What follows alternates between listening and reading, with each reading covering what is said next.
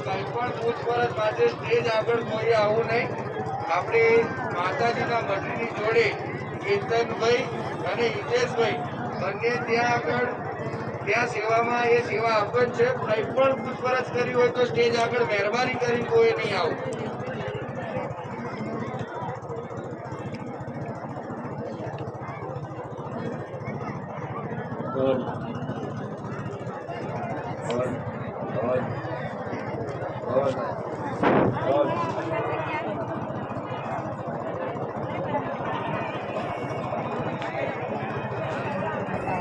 વાણીના સાનિધ્યમાં જેને બી માનતા રાખી હોય અને માનતા પૂર્ણ થાય તો રવિવારે જ માનતા સ્વીકારવામાં આવે છે. અમુક જણા ચાલુ દિવસે આવી જાય, તમારી માનતા છે ચાલુ દિવસે ના આવશો ભાઈ, રવિવારે સવારે વહેલા 5 વાગે પૂર્ણ કરજો તમે ના, પણ આડા દિવસે દર્શન કરી શકો છો. માનતા પૂર્ણ કરવાનું નથી.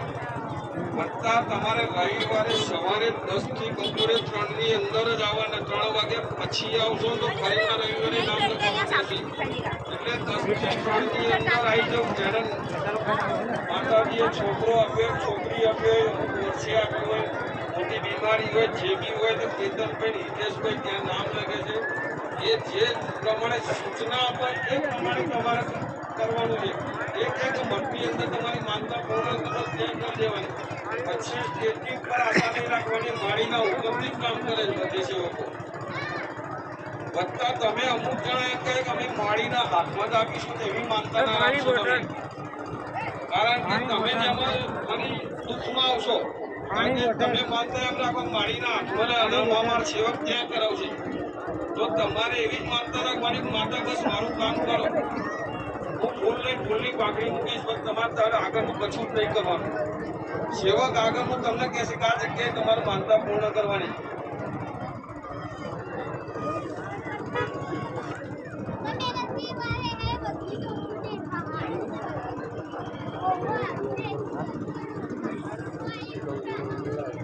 અમુક બહેનો અમારા સેવિકા બહેનોની સામે થઈ જાય, એટલે મહેરબાની કરી 2 હાથ જોડું છું. એવી બહેનોને બહુ કદાચ ભીડમાં ઊભું ના રહ્યું હોય તો તમે ઘરે બેઠા પ્રાર્થના કરો.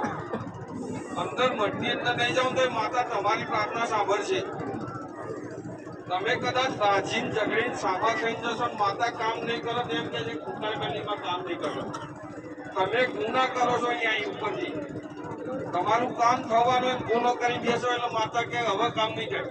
એટલે મહેરબાની કરીને તમે શાંતિથી સેવકો કે એ પ્રમાણે દર્શન કરો, માનતા રાખો. માનતા પૂર્ણ થાય એટલે માનતા સેવક કે એ પ્રમાણે કરો. બસ બીજું કશું કરવા નથી. બસ માતા ઉપર ભાવ રાખો, ઓટોમેટિક કામ કરશે. જે સેવકો કેતનભાઈ હિતેશભાઈ જે બેઠા છે એ ગાઈડલાઇન્સ આપે છે, આ રીતે કરજો તમે, એ રીતે કરશો. આડાવડા સેવકો એને કશું પૂછતો જ નહીં તમે. કારણ કે કોક સેવક આડો વ્યવહાર બતાવી દેશે, સમજણ વગરનો સેવક હશે તો તમારી માતા કદાચ એ થશે તો તમે દુઃખી કરશો. એટલે કેતનભાઈ હિતેશભાઈ ત્યાં બેઠા જ છે. ત્યાં આગળ તમારે જે બી પૂછવું હોય ત્યાં પૂછપરછ ઉપર પૂછી લો. બીજા સેવકો છે પણ એમને કશું આગળનું કદાચ માતાએ ના શીખવાડ્યું સ્પેશિયલ લાગેલા છે. એટલે તમારું સાચું માર્ગદર્શન આપશે. એટલે જેથી તમને જે દુઃખનું કારણ હશે ને ત્યાંથી સમજાવી જશે. બધા માતાજીના પ્રવચન સાંભળશો તો તમારું દુઃખ પ્રવચનમાં જ છે. પૂછવાની કોઈ જરૂર નથી. કઈ સાઈડ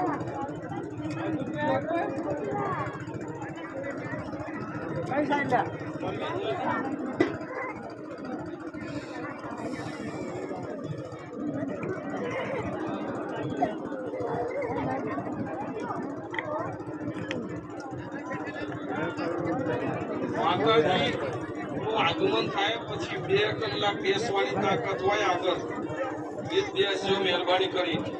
માતાજીનું પ્રવચન ચાલુ હોય ને ઉભા થઈ જાઉં છું. માતાજી તમને કહી દે છે પણ તમને ખબર નથી પડતી. એટલે તમને 2 કલાક બેસવાની તાકાત હોય તો આગળ બેસજો, નકર 2:30 સુધીથી ઉભા થઈ શકાય. માતાજી આવે એટલે સાડી વાળા બધા બેસી જજો, જેથી પાછળ વાળા દેખાય.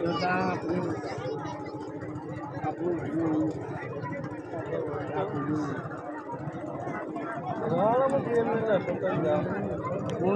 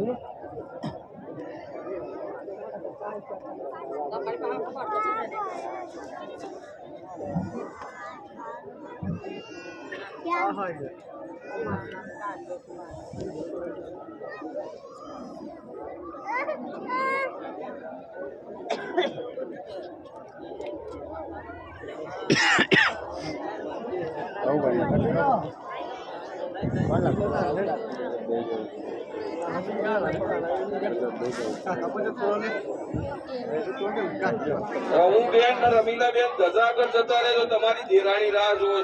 હજુ કહું છું વારે ઘડી આવે એનાઉન્સ નહીં થાય ભાઈ. આવડા મોટા 25-40 વર્ષના ખોવાઈ જાય એવું તો બનતું છે.